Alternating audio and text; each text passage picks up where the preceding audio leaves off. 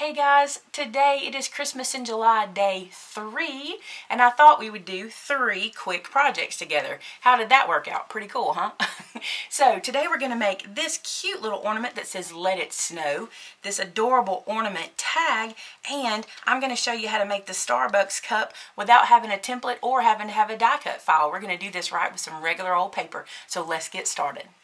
So the first project we're going to do today is going to showcase these Scrabble tiles. Now this was pinned to our Pinterest board and I fell in love with it and I thought, oh, I've got some Scrabble tiles I'm not using, I want to try it.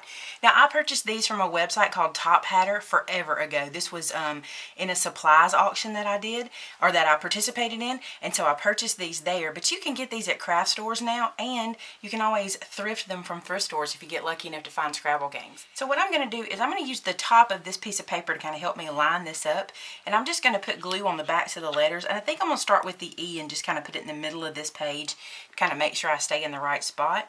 I'm going to put some art glitter glue on the back of this tile and just use the top line of that to help me get this first word nice and straight. So there's the E, and now I'll put the L on the other side. I'm going to glue these down just like this. So this gets me started because I'm using that paper edge to help me be pretty straight. It does not have to be perfect either, because that's kind of cute to have it not be perfect. Now we're just going to take these letters and we're just going to put them right between where those letters meet, because we'll be lined up pretty good that way.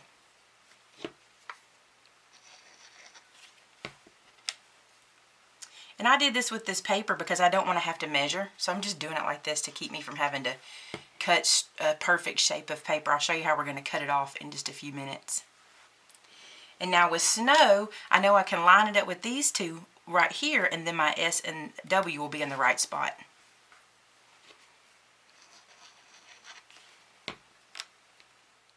So let it snow. Super easy, huh? Now for the fun part. For me, it's the fun part because I like using my X-Acto knife. Some people don't, but I think this is probably the easiest way to do this. Now I'm just going to take my X-Acto knife. Let this dry good first so you don't take a chance of moving your letters. And I'm just going to cut around these letters. So cut that piece off. Then I'm just going to cut each section right away.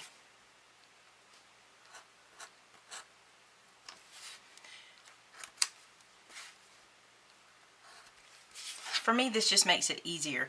If you don't like using an X-Acto blade, you can certainly do this with scissors. You may not get a perfectly clean line, but I'm going to show you how to fix that too.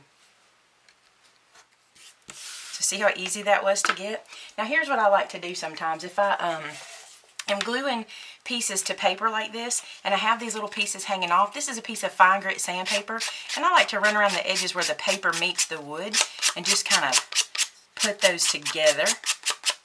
It kind of melds it into one, gets rid of any jagged edges that we might have missed. And your kids will probably enjoy the sandpaper part, believe it or not.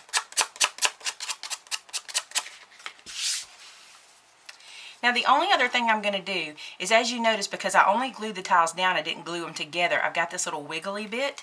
What I'm going to do is run glue between these guys and seal them shut, and do the same here. And that'll help to give it a little more stability, keep everything together good. Now you could Mod Podge this or seal it in some way, but I don't really think we need to. I think this works just fine. For my hanger, I'm going to use a little bit of baker's twine. I just love baker's twine at the holidays. I think it's super cute. So I'm going to put these two pieces together, making a loop at the top, like so. And we'll tie a knot at the bottom. Just a little knot, kind of work it down to the bottom here. And then I'm going to flip this guy over and I'm going to glue this little knot down. Now if this knot showing bothers you, you can always cover it with another piece of paper or what have you, but it doesn't bother me. I think it's kind of cute like that. You could hot glue it in place too if you didn't have any fast drying glue. I'm just going to put a little extra art glitter glue into the knot to make sure it doesn't come undone. And then flip this back over. Now then, the fun part. Let me get a piece of scrap paper. So this is my scrap paper pad, and I want to show you what we're going to use. This is that snow writer that I've had this for a really, really long time. And it has gotten to the point that it won't come out the tip anymore because it's just so, you can see how it's kind of gross in there actually. So we're going to use it, but I'm going to use it with something different. I'm going to use the end of this old paintbrush, and I'm going to get in here and kind of rough this stuff up a little bit. it still looks cute and it'll still look like snow, but I'm going to use this little paintbrush and just rub this across the top and just put it where I want it.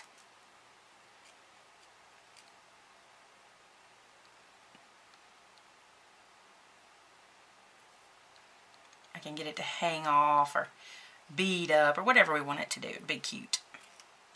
This is the part the kids will really like, is adding the snow. Now if you don't have snow like this, you could use glue and glitter. Like some of the chunky glitter would be really cute on here. So there it is on the let, and now I'm going to put it down here on snow. So there's our Let It Snow ornament, and I'm going to let this dry and we'll come back and look at it in a few minutes. Now for our next quick project, we're going to make this tag, and I think this is adorable with the little ornament there in the middle. And this was pinned to our Pinterest board as well, and I'm going to show you my interpretation of this dude. To start this project, you're going to need 2 pieces of paper. One that'll be the front of your tag, and one that'll be your ornament inside the tag. And we're going to cut them the same size. To make it the dimension of mine, you'll need a piece cut 2.5 by 4 and 2.5 by 4. Now I'm using a 2-inch circle punch to do this because I have one of those in my stash. And here's how I did this. I just took this piece of paper and slid it into the punch and just eyeball centered it. I just had a conversation with somebody last night laughing about how much I say I eyeballed it, but that's what I did. I just looked at it and made that little circle in the tag. Now don't throw this away, because wouldn't this make a cute ornament for something else? So save this in your scrap bin or in your shape pile, wherever you keep your extra shapes. So that gives me this portion of the tag, of the ornament part. Now we're going to put the snowflakes behind it so that our ornament is actually a snowflake ornament. I'm going to do that with some glue. Then I'm just going to line that up and stick it down.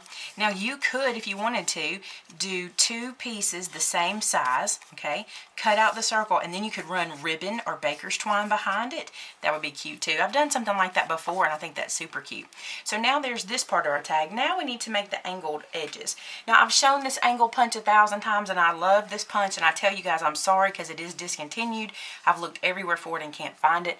Now someone posted the other day, and I appreciate that. They posted the corner rounder. Now the corner rounder punch is still available. This is the angle punch, and I cannot find it. So if you find it, let us know. We're all looking for them. Alright, so this makes my little angle punches, but if you don't have that, just snip off the corners. That'll be perfectly fine. So we got that part done. Now let's do a hole punch in the top for us to be able to hang this guy onto a package. Super cute. Now for the fun stuff.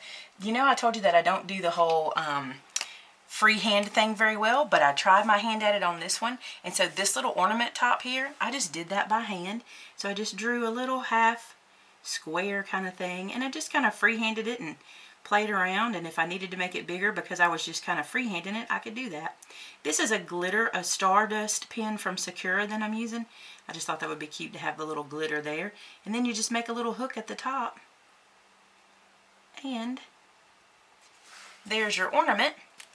Now, I used, to do the to and from, I used some stamps from my stamp set called Action. And that's available in the store if you're interested. And here's what I did. I put the to on one side of the block. And then I just came up here and stamped the word to. And then the from is on the other side of the block. And I came here and stamped from. And then, let's put some baker's twine in it. Now the thing you want to remember about your baker's twine, you can double it, triple it, quadruple it, whatever you want to do, but here's the deal. Make sure you leave yourself enough length at the top to tie this on a package. I sometimes leave a good bit. You see how much I have on here? Depending on what I'm going to put this on, I might want a good bit of it. So make sure you leave yourself enough up here. This one you can see I left a good bit shorter. So just make sure you do that. That's what this length is for, is so you can tie this onto your package. And if you want it to hang down, you're going to need a good bit. Okay, the only other thing I did to this one was I did some stitch lines, but you don't have to. You see how cute this is without the stitch line. So you can do the stitching or no stitching. Super cute. Now for our last project today, look how cute this is. This is the Starbucks coffee cup. Now I found a lot of cut files online, so if you have an electronic cutting machine, you can go and get a cut file and do this in your machine, and that'll be super quick and easy.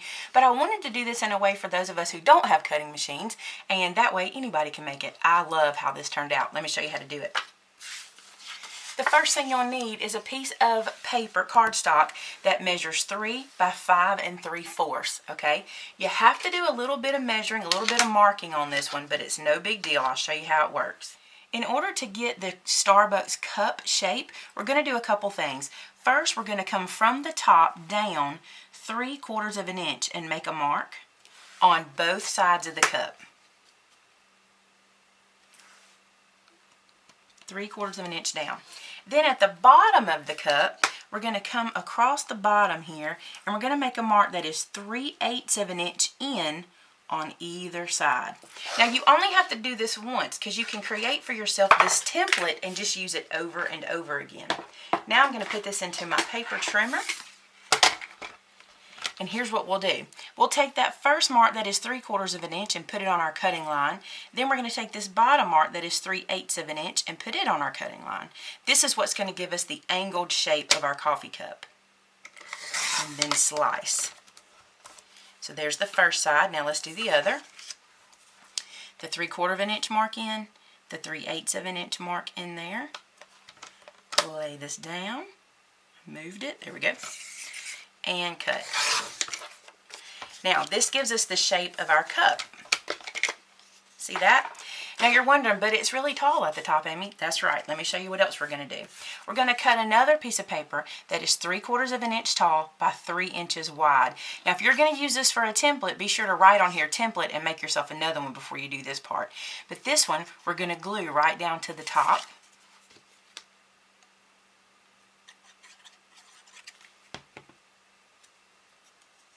Now before you do anything else, you want to go ahead and round the top corners of the cup. I'm going to use the 1/4 inch to give myself a slight round at the top, so you can see how that did there. Then we're just going to run some glue across here and stick down our piece that is 1/2 inch wide and 3 1/4 inch long, and that way it'll hang off either edge just slightly so that it'll look like that classic Starbucks coffee cup. Just get that as straight as you can. So there's the cup itself, and now we can put a hole in the top for some baker's twine. I put the hole in that last strip we put on. I just thought that was a good spot for it there. And you probably noticed on this one that I did some stamping.